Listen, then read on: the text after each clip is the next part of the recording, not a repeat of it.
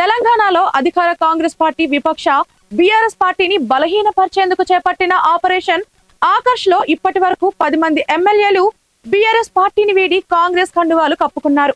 మరింత మందిని చేర్చుకోవాలని కాంగ్రెస్ ప్రయత్నాలలో ఉండగా పార్టీ మారిన 10 మంది మీద అనర్హత వేటు వేయాలని ఇటు స్పీకర్ అటు కోర్టులను బీఆర్ఎస్ పార్టీ ఆశ్రయించింది. అదే సమయంలో ఈ 10 స్థానాలలో ఉప ఎన్నికలు ఖాయమన్న ప్రచారం కూడా మొదలుపెట్టింది. గతంలో ఉన్న కోర్టు తీర్పు ప్రకారం స్పీకర్ ఖచ్చితంగా అనర్హత వేటు వేయడం ఖాయమని బీఆర్ఎస్ వాదిస్తున్నది.